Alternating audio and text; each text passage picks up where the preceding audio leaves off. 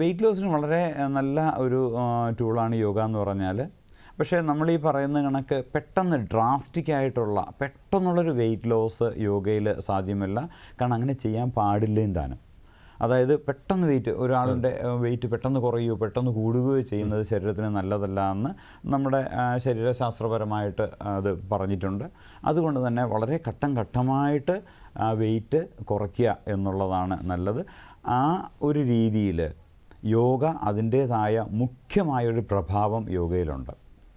കാരണം അത് വെയിറ്റ് കുറയ്ക്കുന്നത് മാത്രമല്ല, ശരീരത്തിന് അതിൻ്റേതായൊരു ഷേപ്പും ഒരു സ്ട്രക്ചറും കൊടുത്തുകൊണ്ട് ആന്തരിക അവയവങ്ങൾ അതിൻ്റേതായ രീതിയിലുള്ള ആരോഗ്യം പ്രദാനം ചെയ്തുകൊണ്ട്, അതായത് സമഗ്രമായിട്ട് ഒരു വ്യക്തിയെ ആ വെയിറ്റ് കുറച്ച് കൊണ്ടുവരാനായിട്ട് യോഗ ഏറ്റവും നല്ല രീതിയിൽ അത് ഉപയുക്തമാക്കുന്നുണ്ട്.